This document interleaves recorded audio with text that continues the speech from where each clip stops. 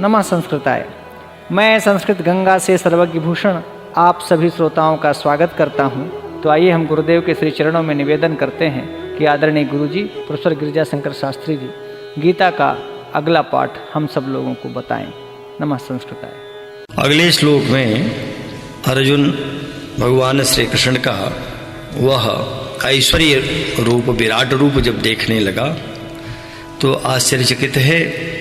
और इस प्रसंग को जैसा कि पूर्व से चला रहा है, संजय धृतराष्ट्र से बता रहा है। तो संजय ने अभी भगवान के उस विराट शरीर में अर्जुन को क्या दिखाई पड़ा, किस रूप से देखा, उसी का प्रसंग चल ही रहा है। तो अभी संजय धृतराष्ट्र से कह रहे हैं कि राजन, तत्रैकस्थं जगत कृष्णं प्रविभक्तम् अनेकधा अपश्यन् देवदेवस्य शरीरे पांडवस्तदा। संजय ने कहा कि तदा माने उस समय, उस काल में, उस समय पांडव अपश्यत, पांडव ने देखा। पांडव माने यहाँ पांडव का एक के लिए अभिप्राय है, माने अर्जुन ने, पांडुपुत्र अर्जुन। पांडव यद्यपि पांचों भाई हैं, किसी को भी पांडव कहा जाए या पांडव से पांचों का बोध होता है, लेकिन यहाँ केवल अर्जुन, चूंकि प्रसंग के अनुसार अर्जुन और कृष्ण की वार्ता चल रही है, इसलिए पांडव यहाँ जो कर्ता के रूप में प्रयोग हुआ है उसका अभिप्राय है कि पांडव ने देखा। अपश्यत ने देखा। अपश्यत एक वचन की क्रिया, लंग लकार भूतकाल के लिए प्रयुक्त होता है, प्रथम पुरुष एक वचन। तो पांडव अपश्यत, पांडव ने देखा। पांडव मने अर्जुन ने। और तदा मने उस काल में जब भगवान श्री कृष्ण ने अपने शरीर में इस अपने विराट ऐश्वर्य को दिखाना प्रारंभ किया, तब अर्जुन ने क्या देखा, अनेकधा प्रविभक्तम कृष्णम जगत। अनेकधा, न एक इति अनेक, जो एक नहीं है उसी को अनेक कहते हैं। तो अनेक धा, धा जहां जुड़ता है वो प्रकार अर्थ देता है। एक धा, द्विधा, त्रिधा, बहुधा ऐसे प्रयोग सब आते हैं। तो जैसे बहुधा माने बहुत प्रकार से, वैसे अनेक था माने अनेक प्रकार से। वो क्या देखा, प्रविभक्तम, विभक्त माने बटे हुए, अलग अलग हुए। तो प्रविभक्तम माने विशेष रूप से अलग अलग हुए। कृष्णम जगत, संपूर्ण जगत को, संपूर्ण सृष्टि को। तत्र उस देवदेवस्य शरीरे एकस्थम अपश्यत। देवदेवस्य का अर्थ है जो देवताओं का भी देवता है, देव का भी जो देव है वो है देवदेव। और यहाँ ये देवदेव भगवान श्री कृष्ण के लिए प्रयुक्त हुआ है। तो भगवान श्री कृष्ण के जो देवों के भी देव हैं, उनके शरीर में एक स्थम अपश्यत, एक जगह स्थित इस जगत को, संपूर्ण जगत को देखा। अभिप्राय है कि जब भगवान श्री कृष्ण ने अपना उस विराट स्वरूप को प्रकट किया, तो वो पूर्व वाले श्लोक में भी वर्णन है कि जैसे करोड़ों सूर्य एक साथ प्रकट हो गए हों, तो उनकी जो आभा होती है, उनकी जो कांति होगी, उनका जो प्रकाश होगा, उस प्रकाश के सदृश भगवान श्री कृष्ण का प्रकाश फैल गया।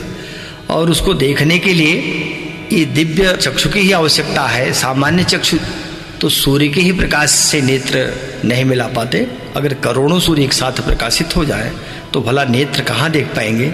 इसीलिए अर्जुन को भगवान श्री कृष्ण ने दिव्य चक्षु दिया। तो उस दिव्य चक्षु से जो अर्जुन देख रहे हैं, उस दृश्य को देख करके ही संजय धृतराष्ट्र से कह रहा है कि एकस्थम, वहां उस एक जगह ही स्थित। एक जगह स्थित का अभिप्राय है जो जगत विभक्त है, बहुत दूर दूर तक फैला हुआ है, बहुत विस्तार है, उस संपूर्ण विस्तार को एक श्री कृष्ण के शरीर में सिमटा हुआ, मानो सब आकर के श्री कृष्ण के शरीर में ही विद्यमान हो गया है।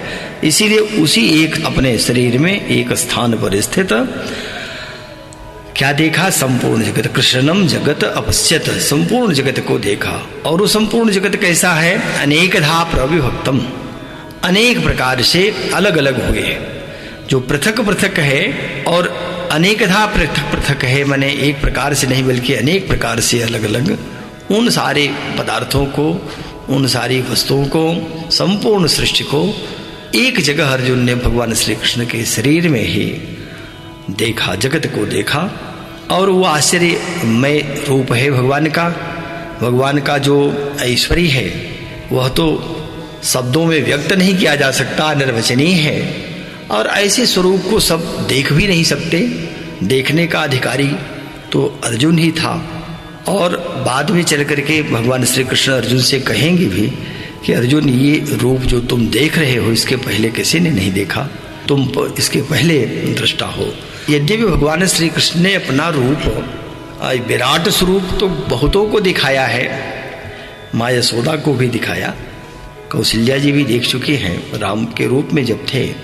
और यहाँ जब धृतराष्ट्र के, दुर्योधन के दरबार में गए थे भगवान श्री कृष्ण दूत बन करके, तो उस समय की भी स्थिति यही थी कि दुर्योधन आदि शकुनी के सलाह से भगवान श्री कृष्ण को बांध लेना चाहते थे। जब बांधने के लिए आगे बढ़े तभी भगवान ने अपना विराट रूप दिखाया था। और एक बार उतंक ऋषि को भी दिखाया है अपना विराट रूप। जब उतंक को क्रोध आ गया कि श्री कृष्ण अगर चाहते तो युद्ध न होता, इतने सारे लोग विनष्ट हो गए न होते, क्रोध में आकर के उतंक श्राप देना चाह रहे थे, तो भगवान ने अपना विराट रूप दिखाते हुए दिखाया कि देखो उतंक, क्यों अपनी तपस्या को क्षण भर में बर्बाद करना चाहते हो? मेरे ऊपर श्राप का कुछ भी असर नहीं होता। और मैं तो, तुम हमारे इस शरीर में किसी एक कीड़े की भांति कहीं एक स्थान में पड़े हुए हो, तुम्हारा श्राप लागू कहाँ होगा? और तुम अपनी तपस्या को विनष्ट कर दोगे श्राप दे करके। तो उस समय उतंक को भगवान ने अपना विराट रूप दिखाया। तो यहाँ जो अपना विराट रूप दिखा रहे हैं वो यद्यपि पूरी सृष्टि अगर देखी जाए तो भांति भांति की सृष्टि में पदार्थ दिखाई पड़ते हैं, वस्तु दिखाई पड़ती है, व्यक्ति दिखाई पड़ते हैं, देवी देवता यक्ष किन्नर आदि दिखाई पड़ते हैं। लेकिन जो अलग अलग हैं सब आज एक जगह आकर स्थित हो गए हैं। एक स्तंभ इसके पूर्व में अगर आप देखेंगे तो वहां मिलेगा, जो दुर्गा सप्तशती में आता है कि सारे देवताओं का तेज निकला। और जब क्रोध किया सब देवताओं ने, महिषासुर आदि से सब पीड़ित थे, तो हर देवता के मुख से एक तेज निकलता है और तेज पुंज आकर के एक जगह इकट्ठा होता है। तब वह क्या बन गया? तो कहा कि एकस्थम तदभू नारे व्याप्त लोकत्रयम दिशा। तो एकस्थ हो गया।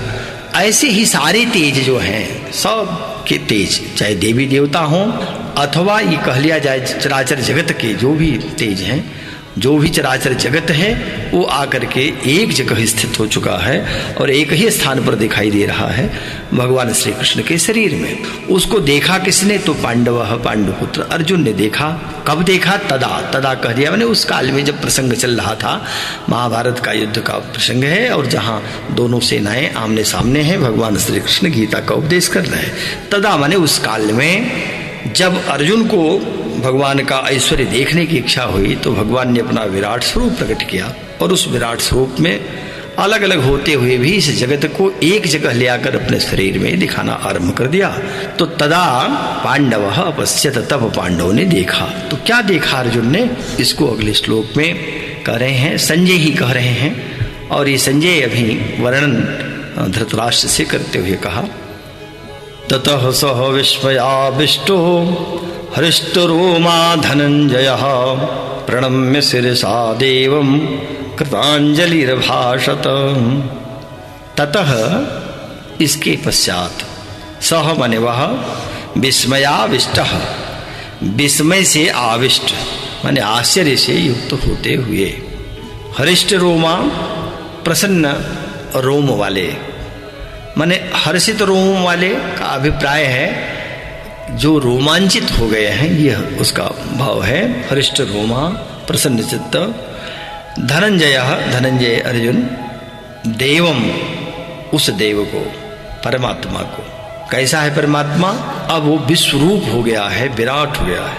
उस विराट रूप विश्वरूप परमात्मा को सिरसा, सिर से प्रणम्य प्रणाम करते हुए, कृतांजलि ही दोनों हाथ जोड़ते हुए, कृत अंजलि अंजलि बनाकर हाथ जोड़ करके, अभासत माने बोले। कौन बोला? अर्जुन। तो ततः सह विस्मयाविष्टः विस्मयाविष्ट, विस्मय कहते हैं विगतः स्वयः यत्रश, जहाँ से असमय निकल गया। बी मने विगत या नष्ट हो जाना। असमय का अर्थ होता है अहंकार। तो अहंकार रहित, पहले तो कुछ अहम था अर्जुन को, पर अब जब ये विराट स्वरूप देखा, भगवान का विश्व रूप देखा, तो गल गया। जो भी अहम है पूरा गल गया, समाप्त हो गया। इसलिए विस्मयाविष्ट। आरंभ जब हुआ तो वहां कहा शोकाविष्ट हो गए अर्जुन, शोक में आविष्ट है, मोहाविष्ट हो गए, मोह से आविष्ट है। लेकिन यहाँ अब जब विराट स्वरूप प्रकट हुआ तब विस्मयाविष्ट हो गए, विस्मय में आविष्ट युक्त। तो विस्मय से माने आश्चर्य से युक्त होते हुए और हृष्ट रोमा, प्रसन्न चित्त, अथवा कहें प्रसन्न चित्त शब्द उतना अनुकूल नहीं होगा, क्योंकि रोम का अर्थ है रोएं, और रोएं तब आश्चर्य में जब व्यक्ति पड़ता है तो रोमांचित हो जाता है। रोंगटे खड़े हो जाना, ये भी एक मुहावरा है कि आश्चर्यचकित होता हुआ रोमांचित हो गया, रोए खड़े हो गए। तो यहाँ वही स्थिति अर्जुन की भी हुई। जब कृष्ण का ऐसा विराट रूप देखा तो इनके रोए खड़े हो गए अर्जुन के, वही है हृष्ट रोमा। और धनंजय का तो बहुत बार अर्थ आ चुका है न, धनंजय धनम जयती थी। तो धनंजय माने अर्जुन, अर्जुन के 12 नामों में एक नाम। उस अर्जुन ने क्या किया, भय भी लगा, डरने लगे, तब सिरसा प्रणम्य, सिर से प्रणाम किया। अब सिर से प्रणाम करने का अभिप्राय है कि यहां सर्व तो भावे न, अपने को समर्पित कर दिया। सिर जमीन पर रखकर अगर प्रणाम किया जा रहा है तो इसका अर्थ है कि अब कहीं से किसी प्रकार की हमारे मन में शंका नहीं है, और नम्र होना, नमस्कार करना, झुक जाना, ये तो प्रणाम का अर्थ ही है। लेकिन जब सिर से कोई प्रणाम कर रहा हो तो इसका अभिप्राय ही है कि मैं सर्वतो भावे न, आपके प्रति समर्पित हूं। अब अर्जुन यहाँ सिरसा प्रणम, सिर से प्रणाम करके कृतांजलि, और हाथ भी बांध लिया, हाथ जोड़ लिया, अंजलि बना लिया। कृत अंजलि का अर्थ है, अंजलि बने जब दोनों हाथ जोड़ लेते हैं तो वह अंजलि बन जाती है। लेकिन ये कृतांजलि हाथ को जोड़ते हुए, दोनों हाथ को, अंजलियों को आपस में जोड़ करके भगवान श्री कृष्ण को सिर से प्रणाम करते हुए अब हासत बोल उठे। अब अगले श्लोक में अर्जुन स्वयं बोल उठे। यहाँ तक तो प्रसंग ये था कि संजय ने धृतराष्ट्र को बताया है, और कथा तो चल ही रही थी, जो कुछ घटनाएं हो रही हैं रणांगण में। महाभारत का युद्ध आरंभ होने वाला है, कुरुक्षेत्र में आमने सामने दोनों सेनाएं हैं। तो अर्जुन और कृष्ण का संवाद चल ही रहा था। उस संवाद को चूंकि संजय बता रहा है धृतराष्ट्र को, तो बीच में ये प्रसंग वहां आ गया। और जब संजय ने धृतराष्ट्र को बताया तो धृतराष्ट्र जानना चाह रहे हैं कि फिर क्या हुआ। तो यहाँ अर्जुन वाच, अर्जुन बोल उठे। अर्जुन स्वयं भगवान से कह रहे हैं, अर्जुन वाच, अर्जुन बोले, पश्यामि देवांस्तव देव देहे सर्वांस्तथा भूत विशेष संघान मुरहमाणमीशं कमलासनस्थं ऋषींस सर्वानुरगांस दिव्यान। अर्जुन ने कहा कि पश्यामि देवा, हे देवान, देवान माने देवों को, और हे देव माने हे भगवान श्री कृष्ण। पश्यामि देखता हूं, देख रहा हूं। किसको देख रहे हैं? तव देहे, आपके देह में, आपके शरीर में, सर्वान देवान, संपूर्ण देव, संपूर्ण देवताओं को, देवी देवताओं को, तथा और भूत विशेष संघान, संपूर्ण भूतों को, अनेक भूतों के समुदाय को। संघान, संघ कहते हैं समुदाय, और भूत विशेष माने संपूर्ण भूतों को, संपूर्ण प्राणियों को, भूत विशेष को। प्राणी का अर्थ, भूत का अर्थ है प्राणी, भूत का अर्थ है जो कभी दिखाई पड़े कभी न दिखाई पड़े, उसी को भूत कहते हैं। और ये प्राणियों के लिए भी घटित होता है।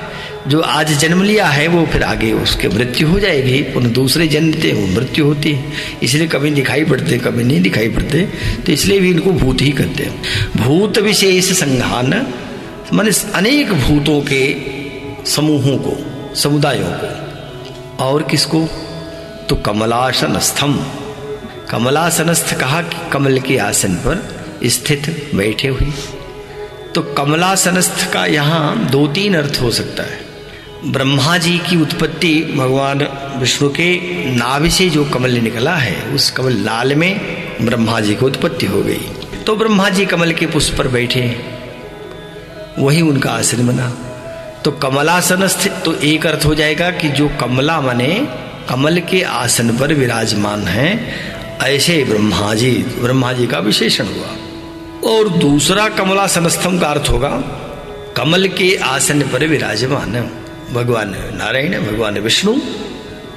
तीसरा अर्थ है कमला माने लक्ष्मी भी, लक्ष्मी जिसको आसन बनाकर बैठी हुई है। तो लक्ष्मी जी का आसन भगवान विष्णु ही है। भगवान विष्णु के वक्षस्थल पर विराजमान है लक्ष्मी श्री, और कभी उनका चरण भी वंदन कर रही है, चरण की सेवा कर रही है। तो लक्ष्मी श्रीवत्स जो चिन्ह है भगवान के वक्षस्थल पर, वो श्री कौन? वो लक्ष्मी ही है। तो लक्ष्मी जी भगवान के वक्षस्थल पर सदैव विराजमान रहती हैं, यह भी है। तो कमलासनस्थम माने लक्ष्मी स्वयं विराजती हैं जिसके वक्षस्थल पर, वो भगवान विष्णु का अर्थ हो जाएगा। तो एक अर्थ ब्रह्मा जी का विशेषण हुआ और एक अर्थ भगवान विष्णु हुआ, और तीसरा सीधे अर्थ यही होगा कि जो लक्ष्मी और नारायण, तो लक्ष्मी नारायण भगवान विष्णु, और ब्रह्मांडम ब्रह्मा को, तथा ईशम, और ईश माने महादेव भगवान शंकर को, तथा च माने और सर्वान ऋषीन च, संपूर्ण ऋषियों को। जितने ऋषि हैं, अब एक एक की गणना नहीं, सर्वान माने संपूर्ण ऋषियों को। अब ऋषि में महर्षि भी हैं, देवर्षि भी हैं, ब्रह्मर्षि भी हैं, परमर्षि हैं, कणवर्षि हैं, श्रुतर्षि हैं। सप्त जो ऋषि हैं सारे ऋषियों को, इसलिए सर्वान शब्द प्रयोग कर दिया, मैंने संपूर्ण ऋषियों को च, और दिव्यान उर्गान पश्यामी, दिव्य उर्गों को, उर्ग सर्प को कहते हैं। तो दिव्य सर्पों को, नागों को, और सर्प की जितनी प्रजातियां हैं उन सबको मैं कहाँ देख रहा हूँ? पश्यामी देखता हूँ, लेकिन कहाँ देखता हूँ? तव देहे, आपके इसी देह में। अभी तो आपकी देह 3.5 हाथ की ही, आप हमारे रथ के अग्रभाग में बैठे थे और इसी रथ का संचालन कर रहे थे सारथी के रूप में। पर अब मैं देख रहा हूं कि आपका ये देह कितना विशाल हो गया है, और इसी आपके शरीर में क्या क्या दिखाई पड़ रहा है। तो कहा कि सर्वान देवान, संपूर्ण देवताओं को, तथा भूत विशेष संघान, अनेक प्राणियों के समुदाय को, समूहों को, कमलासनस्थम नारायण को, भगवान विष्णु को, पुनः ब्रह्मांडम ब्रह्मा जी को, तथा ईशम महादेव को, भगवान शंकर को, और सर्वान ऋषीन, संपूर्ण ऋषियों को, तथा दिव्यान उर्गान पश्यामी, दिव्य उर्ग मन सर्पों को भी मैं आपके इसी शरीर में देख रहा हूँ। ये अर्जुन ने कहा भगवान श्री कृष्ण से। पुनः अगले श्लोक में अब वो कह रहा है कि और क्या देख रहा हूँ भगवान? अनेक बाहूदर वक्त्र नेत्रम पश्यामि त्वां सर्वतोऽनंत रूपम, नान्तं न मध्यम न पुनस्तवादिम, पश्यामि विश्वेश्वर विश्वरूपम। अर्जुन ने कहा, हे विश्वेश्वर, विश्व के जो ईश्वर हैं उन्हीं को विश्वेश्वर कहा, माने संपूर्ण विश्व के स्वामी। त्वाम, आपको, अनेक बाहु उदर वक्त नेत्रम, अनेक बाहु, उदर, वक्त्र और नेत्र। तो अनेक बाहु माने जिसके अनेक बाहु हैं। बाहु का अर्थ केवल 5 उंगलियों वाला हाथ ही नहीं है, उससे ऊपर का जो भुजा है, बाहु का केवल इतना अर्थ ही नहीं है, ये तो है ही। बाहु का अभिप्राय है जो बल संपन्न है, तो जो शक्ति संपन्न है वो बाहु उसी के लिए बार बार प्रयोग आता है। महाबाहु जब कहते हैं तो उसका यह अभिप्राय है कि बड़ी भुजा है, सो बात नहीं, उसका अर्थ यही है कि बहुत बलवान। तो अनेक बाहु, यहाँ अर्थ अगर बाहु माने भुजा भी लिया जाए तो ठीक है। भगवान ने जो विराट रूप अपना प्रकट किया उसमें अब एक देव के रूप में ने अनंत देव बस दिखाई पड़ने लगे। शरीर भिन्न भिन्न एक साथ जुड़ी हुई दिखाई पड़ रही है। तो कहा अनेक भुजाओं वाले और अनेक उदर, उदर बने पेट, तो अनेक पेट वाले, एक नहीं है, अनेक, अनेक शब्द सबके साथ ही अन्वित होगा। अनेक बाहु, अनेक उदर, अनेक वक्त्र, अनेक नेत्रम, माने अनेक आपके मुख हैं, अनेक बाहु है, अनेक उदर है और अनेक नेत्रों से युक्त है। तथा सर्वतः सभी ओर से अनंत रूपम, अनंत रूपों वाले आपको मैं पश्यामी, पश्या मैंने देखता हूं। और कहा कि विश्वरूप ये संबोधन पद है, हे विश्वरूप, तब आपका न अंतम न मध्यम पुनः न आदिम पश्यामी, न तो आपका अंत देख पा रहा हूं, न मध्य ही देख पा रहा हूं कि कहाँ मध्य है कहाँ अंत है, और पुनः न आदिम पश्यामी, पुनः आपके आदि को भी नहीं देख पा रहा हूं। अर्जुन की जो दृष्टि है, यद्यपि दिव्य दृष्टि मिली हुई है, तथापि उस दिव्य दृष्टि से भी वो संपूर्ण भगवान के आदि मध्यंत को नहीं देख पा रहा है। और भगवान का आदि मध्यंत तो जाना भी नहीं जा सकता, देखा भी नहीं जा सकता। वो अनादि मध्यांत अनंत, वो अनादि मध्यांत अनंत है। तो जिनका न आदि है अनादि है, न मध्य नहीं है अमध्य है, और अनादि के साथ अनंत भी है। तो ऐसे भगवान का भला आदि मध्यंत कहाँ दिखाई पड़ता। पर अर्जुन कह रहा है कि भगवान मैं आपको आज जिस रूप में देख रहा हूँ वो एक भुजा नहीं अनेक भुजाएं हो गई हैं, एक पैर नहीं अनंत पैर, अनंत पेट, अनंत मुख, अनंत नेत्र। तो इसका अभिप्राय है कि भगवान अपने को अनंत से समेट करके एक छोटे से मानव के रूप में भी प्रकट हो जाते हैं, और प्रकट होकर के अवतार लेकर के अपनी माया का आश्रय लेते हुए मनुष्य के रूप में क्रीड़ा करते हैं, लीला करते हैं। तो अर्जुन कह रहा है कि जब आज मैं आपका इस विराट रूप ऐश्वर्य को देखना आरंभ किया हूं, तो जिस रूप में देख रहा हूं इसमें न तो आदि देख पा रहा हूं, न मध्य देख रहा हूं, और न ही अंत देख रहा हूं। तो आप तो अनंत हैं, आप आदि रहित हैं, और इस रूप में मैं आपको देख करके आश्चर्यचकित हूं। पुनः कहता है अर्जुन आगे श्लोक में, किरीटिनं गदिनं चक्रणं च तेजो राशिं सर्वतो दीप्तिमन्तं पश्यामि त्वां दुर्निरीक्षं समन्तात् दीप्तानलार्कद्युतिमप्रमेयम्। कहा किरीटिनं गदिनं चक्रणं च, कहा हे नारायण, हे भगवान, हे श्री कृष्ण, त्वाम मैं आपको किरीटिनम, किरीटधारी, किरीट मन मुकुट, तो आपको मुकुट युक्त और गदिनम गदायुक्त, तथा च मने और चक्रणम चक्रयुक्त, तथा सर्वतः सभी ओर से दीप्तिमंतम प्रकाशमान, प्रकाशित, दीप्तिवान, दीप्तिमंत, प्रकाशित, तेजो राशिम, तेज की राशि माने तेज का पुंज, और दीप्ता अनल, दीप्तान माने दीप्त, अनल अर्क द्युतिम माने प्रज्वलित हो चुके हैं। अनल माने अग्नि और अर्क माने सूर्य। तो प्रज्वलित अग्नि और सूर्य के सदृश है द्युति माने ज्योति जिसकी। ऐसे दुर्निरीक्षम, जो देखने में अत्यंत दुर्निरीक्ष है माने गहन है, माने जो बड़ी कठिनाई से भी देखे जा रहे हैं, देखे जाने योग्य हो पा रहे हैं। दुर्निरीक्ष माने आसानी से जिसे नहीं देखा जाए वह है दुर्निरीक्ष।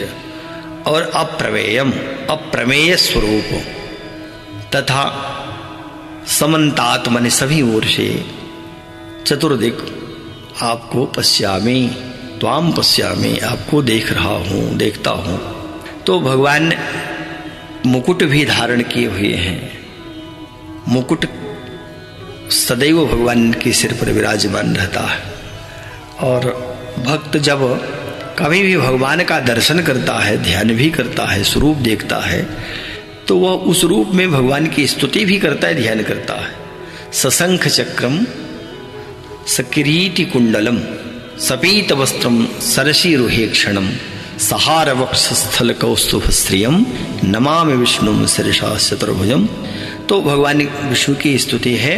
कैसे है? सशंख चक्रम सकिरीटि कुंडलम। किरीट भगवान के सिर पर सदैव विराजमान रहते हैं। अर्जुन यहाँ कह रहे हैं कि किरीटिनम, मैं आपको किरीटी देख रहा हूँ। किरीटी मैंने मुकुट युक्त देख रहा हूँ कि मुकुट धारण किए हुए। और वैसे तो भगवान कृष्ण के रूप में जब प्रकट हुए हैं तो केवल मुरली थी हाथ में, बंसी थी, और बाद में उसका भी परित्याग कर दिया। तो भगवान श्री कृष्ण निहत्थे ही थे, कभी अस्त्र धारण ही नहीं किया। लेकिन भगवान के हाथ में आज क्या दिखाई दे रहा है अर्जुन को? तो कहा कि गदिनम, गदायुक्त, और चक्रणम, चक्र भी आप कहा गया। तो भगवान के जो चतुर्भुज हैं, 4 भुजाएं हैं, एक हाथ में शंख, एक में चक्र, दूसरे में गदा और तीसरे में पद्म, कमल, ये सदैव बने रहते हैं। तो भगवान की यही 4 आयुध हैं, और इन्हीं 4 आयुधों से भगवान कभी भी दुष्टों का विनाश भी कर देते हैं। और सदैव 4 जो ये आयुध हैं, इसको कह सकते हैं कि चैतन्य है। जब भगवान स्वतः अवतार लेते हैं तो चतुर्व्यूह के साथ आते हैं, उनकी 4 व्यूह होते हैं। और ये शंख चक्र गदा पद्म भी आते हैं भगवान के साथ में। तो शंख चक्र गदा पद्म के रूप में जो अन्य अवतारों में साथ आया है उसका वर्णन विस्तार से पुराणों में मिलता है। यहाँ भगवान को कहा, अर्जुन ने देखा, कहा कि आपको मैं किरीट युक्त देख रहा हूँ, गदा युक्त देख रहा हूँ, और चक्रणम, चक्र युक्त देख रहा हूँ। और इतना ही नहीं, सर्वतः दीप्तिमंतम, सभी ओर से दीप्तिमंत देख रहा हूँ, मैंने प्रकाशित देख रहा हूँ, प्रकाशमान देख रहा हूँ। तेजो राशिम, तेज के पुंज, दीप्ता नलारक द्युति, मने प्रज्वलित अग्नि और सूर्य के सदृश जिसकी द्युति है, ज्योति है, इस रूप में आप दिखाई दे रहे हैं। हे भगवान, आप तो देखने में दुर्निरीक्ष हो रहे हैं, बड़ी कठिनाई से भी देखा जाना आपको संभव नहीं हो पा रहा है, अप्रमेय है। इसलिए समन्तात त्वाम पश्यामि, मैं चतुर्दिक जिधर घूम करके देखता हूँ, चारों ओर आप प्रकाशित हो रहे हैं, दिखाई दे रहे हैं, तो सभी ओर से मैं आपको देख रहा हूँ। अर्जुन ने कहा कि भगवान आप किस रूप में दिखाई दे रहे हैं? तो तुम अक्षरम परमं वेदितव्यम, तुमस्य विश्वस्य परम निधानम, तुम व्ययः शाश्वत धर्म गोप्ता, सनातनस्तुम पुरुषो मतो में। अर्जुन ने कहा कि भगवान तुम अक्षरम परमं वेदितव्यम, तो मने आप ही वेदितव्य है। वेदितव्य जो जानने योग्य, तो जो जानने योग्य है उस संसार में और क्या है, सृष्टि में और क्या है? और कुछ भी नहीं। जितनी वस्तुएं हैं, जो कुछ भी देखी जाए, वो सब तो विनष्ट होती है। तो अन्य को जानने से कुछ भी जानना नहीं होता, वह तो व्यर्थ का ही ज्ञान होता है। इसलिए एकमात्र जानने योग्य अगर कोई है तो परमात्मा है, उसको जानने का यत्न करना चाहिए। बड़े बड़े योगी यति सन्यासी, सन्यास भी इसीलिए धारण करते हैं, गृह त्याग इसलिए करते हैं कि भगवान का रूप दिखाई पड़ जाए, भगवान का साक्षात्कार हो जाए, भगवान के स्वरूप को मैं समझ पाऊं। तो इसके लिए घर का त्याग करना और अपना सर्वस्व लोग लुटा देते हैं केवल उस परमात्मा को जानने के लिए, उसको प्राप्त करने के लिए। इसलिए सृष्टि में अगर कोई जानने योग्य है तो एकमात्र परमात्मा है। अर्जुन कह रहे हैं कि हे भगवान त्वम वेदितव्यम, आप जानने योग्य। कैसे जानने योग्य? परमम अक्षरम, परम अक्षर है। तो अक्षर तो वही है जो कभी विनष्ट नहीं होता। नौ क्षरती अक्षरम, जो कभी क्षरण को प्राप्त नहीं होता। सृष्टि की सारी वस्तुएं तो निरंतर क्षय हो रही हैं, लेकिन जो एक तत्व जिसको सद कहते हैं, जिसको आत्म तत्व कहते हैं, वो विनष्ट नहीं होता, इसीलिए उसको अक्षर भी कहा जाता है। तो आप परम अक्षर हैं, माने पर ब्रह्म परमात्मा है। यहाँ अक्षरम का अर्थ परमात्मा से है। और आप कैसे हैं? तो कहा तुम अस्य विश्वस्य परम निधानम, आप ही इस विश्व के, जगत के परम निधान है। निधान माने आश्रय। निधान का अर्थ यही है कि जहाँ सारी वस्तुएं रखी जाए, निधान एक प्रकार से कोष को भी कह सकते हैं। तो जहाँ सारी वस्तुएं सुरक्षित होती हैं उसको निधान कहते हैं। तो इस जगत का निधान कौन है? सब अंततः आश्रय अगर प्राप्त कर पाते हैं तो भगवान में ही जाकर के स्थित होते हैं। जो वस्तु जहाँ की होती है जब तक उसे प्राप्त न कर ले उसमें प्रायः उस वस्तु में हलचल बनी रहती है। तो देखें, पृथ्वी का ही ढेला कह लें, मिट्टी कह लें, पत्थर कह लें, ईंट कह लें, ये पृथ्वी का अंश है। इसको आप आकाश की ओर उछालिए तो वहां जाकर के केवल हलचल करता रहेगा। वो तब तक अशांत रहेगा जब तक कि पुनः पृथ्वी पर नहीं आ जाए। पृथ्वी पर आकर के वो शांत होता है, वही है निधान। तो पृथ्वी उसका निधान है। पृथ्वी में आकर के उसका जो अंश है, चाहे पत्थर हो, चाहे ईंट हो, मिट्टी हो, तो वो आकर के उसमें स्थिर हो जाएगा, तब शांति आती है। अथवा कह लें, देखिए जल, तो जल का निधान तो सागर ही, समुद्र ही है। और जो जल आकाश में पहुंच जाए, नदी नाले में पहुंच जाए, वो जब तक समुद्र में नहीं पहुंचता तब तक वो अशांत है। बादल के रूप में भी वहां गड़गड़ाहट होती रहती है। बादल जब बरसता है, जल पुनः आकर के नदी नाले से अथवा समुद्र में सीधे जब पहुंचता है तब उसको शांति होती है। तो जल का आश्रय, जल का निधान, जल कौन है? तो कहा वो तो समुद्र ही है। ठीक इसी प्रकार से देखेंगे तो अग्नि, इसी प्रकार से वायु और आकाश, तो ये सब एक एक निधान है। लेकिन परम निधान अगर कोई है तो वो तो भगवान ही है, क्योंकि ये भी आश्रय किसका लेते हैं? ये भी तब तक अशांत हैं जब तक कि उस परमात्मा को प्राप्त नहीं हो पाते। तो मनुष्य, जिसको हम जीव कहते हैं, जीवात्मा, इसका परम निधान तो परमात्मा ही है। यह जीव तब तक अशांत रहता है जब तक कि वो अपना परम आश्रय परमात्मा को प्राप्त नहीं कर लेता। तो कहा कि आप तो परम निधान हैं और तुम शाश्वत धर्म गोप्ता। आप ही शाश्वत मने अनादि, सनातन, निरंतर चलने वाले धर्म के गोप्ता हैं। गोप्ता मने रक्षक हैं। और तुम अव्यय, आप अव्यय हैं, कभी व्यय नहीं होते। किसी प्रकार का आप में शरण नहीं है, व्यय नहीं है, माने आप अविनाशी हैं। और कैसे हैं? सनातन, सनातन। सनातन का अर्थ है जो सदैव चल रहा हो, जो कभी विनष्ट न हो, जिसका कोई अंत न हो, जिसकी आदि न हो, वो सनातन है। और ये सनातन उस सद से ही बना हुआ, सद का तौकात न हुआ है। तो सनातन का अर्थ है कि जो निरंतर चल रहा हो, सतत, कभी रुकता न हो, और जिसका कभी मध्य न होता हो, कभी वो विभक्त न होता हो, वो है सनातन। तो आप ही सनातन हैं जो अनादि से चल रहे हैं, अनंत तक चलते रहेंगे। और कैसे हैं? पुरुष, पुरुष, पुरुष बने पूरी सेते, जो संपूर्ण जीवों के, अथवा कह लें कि संपूर्ण पुरियों में आपका निवास होता है। पुरी जीव की भी पुरी है। जीव माने जीवात्मा 4 पुरी में रहता है अपने। तो कहा जागृत, स्वप्न, सुसुप्ति, तुरिया, ये सब आत्मदेव की पुरियां, ये कहा है। माने आत्मदेव की पूरी है। एक पूरी तो जागृत में रहता है, पुनः दूसरी पूरी स्वप्न में आ जाता है, कभी फिर सुसुप्ति में चला जाता है, और कभी तुरीय अवस्था को भी प्राप्त होता है। तो जैसे आत्मदेव की स्थिति है, वैसे परमात्मा की पूरी क्या है? तो वो सर्वत्र सब जीवों में विद्यमान है। तो कहा कि ये कौन कह रहा है? आपको ये कहाँ से बोध हो रहा है? किस शास्त्र को पढ़कर आप बोल रहे हैं? अर्जुन कह रहा है कि नहीं नहीं, ये भगवान मैं मतः, ये तो मेरा मत है, मैं ऐसा अब मान रहा हूँ। अभी तक अर्जुन ये नहीं मान रहे थे, क्योंकि बराबर कृष्ण को साथ में रह रहे हैं, देख रहे हैं कृष्ण जैसा निर्देश करते अर्जुन करते भी हैं। दोनों में परम प्रेम है, दोनों साथ शयन भी करते हैं। और यहाँ तक कि अर्जुन को भगवान कृष्ण ने अपनी बहन सुभद्रा का विवाह भी कर दिया है। लेकिन आज जब विराट रूप देखा तो बोध होने लगा, अब ज्ञान खुल गया। तब अर्जुन कह रहे हैं कि भगवान मैं अभी तक भूल में रहा, अब मैं देख रहा हूँ, और ये मैं मतः, मेरा ये मत हो गया। अब निश्चित ही मेरी मति यहाँ पहुँच गई कि कौन? तुम वेदितव्यम परम अक्षरम, जानने योग्य आप ही परम अक्षर हैं। और तुम अस्य विश्वस्य परम निधानम, आप ही इस जगत के, चराचर जगत के परम निधान है, परम आश्रय हैं। आप शाश्वत धर्म गोप्ता हैं, माने अनादि धर्म के रक्षक भी आप ही हैं। जब धर्म का क्षय होता है और अधर्म की वृद्धि होने लगती है, तब आप बार बार प्रकट होते, ऐसा तो आपने ही कहा, लेकिन उस समय आप कह रहे थे तो मुझे बोध नहीं था।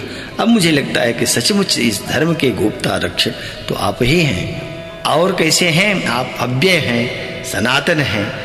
ये मेरी बुद्धि, मेरी मति अब यहाँ तक पहुँच रही है। तो इस श्लोक में स्तुति करते हुए एक प्रकार से स्तुति ही है, पर भगवान के स्वरूप को जैसा अर्जुन समझ पा रहे हैं अपने बुद्धि के अनुसार, वैसा कह रहे हैं। तो स्तुति करते हुए फिर अगले श्लोक में अर्जुन कहते हैं अनादिमध्यांतमनंत वीर्यम। अर्जुन ने कहा अनादिमध्यांतमनंत वीर्यम अनंत बाहुम शशि सूर्य नेत्रम पश्यामि त्वाम दीप्त हुताशवक्त्रम सुतेजसा विश्वमिदं तपन्तम। कहा कि हे परमेश्वर, त्वाम माने आपको, अनादि मध्यांतम, आदि अनादि मध्य और अंत, माने जिसका न तो आदि है, अंत है और न मध्य है, इन तीनों से रहित आप अनंत वीर्यम, और अनंत वीर्य माने पराक्रम से आप युक्त हैं। वीरस्य भावम इति वीर्यम, जो वीरता का भाव है वही है वीर्य। तो अनंत सामर्थ्य से युक्त हैं और अनंत बाहुम, अनंत भुजाओं वाले हैं। तथा शशि सूर्य नेत्रम, चंद्रमा सूर्य ही है नेत्र जिसके, तो सूर्य चंद्रमा नेत्र हैं भगवान के। और इसमें सूर्य तो प्रकाश देता है चंद्रमा को भी, तो चंद्रमा किस रूप में नेत्र है। और भगवान के 3 नेत्र कहे गए, विशेष करके जो भगवान शंकर की स्तुति आती है, महादेव की स्तुति में तो 3 नेत्र कहा गया है। त्रिनेत्र तो उनकी अग्नि ही है, और 2 नेत्र जो प्रत्यक्ष हैं, तो कहा कि वो दोनों कौन हैं? कहा एक सूर्य और दूसरे चंद्रमा। वंदे देव उमापतिम सुरगुरुम वंदे जगत कारणम वंदे पन्नग भूषणम मृगधरम वंदे पशूनाम पतिम। फिर कहा वंदे सूर्य शशांक वन्य नयनम वंदे मुकुंद प्रियम वंदे भक्त जनाश्रयम च वरदम वंदे शिवम शंकरम। तो यहाँ शंकर जी की स्तुति में कहा कि आपका जो 3 नेत्र है वो क्या है? वंदे सूर्य शशांक वन्य नयनम, एक सूर्य है, एक शशांक चंद्रमा, एक वन्य अग्नि। तो यहाँ अर्जुन भी उसी रूप में देख रहा है। वो कह रहा है कि शशि सूर्य नेत्रम, सूर्य चंद्रमा नेत्र है। भगवान का एक नेत्र तो आह्लादकता देता है और एक नेत्र प्रकाश दे रहा है। सूर्य के रूप में प्रकाश और चंद्रमा के रूप में प्रकाश तो है, पर आह्लादक प्रकाश है।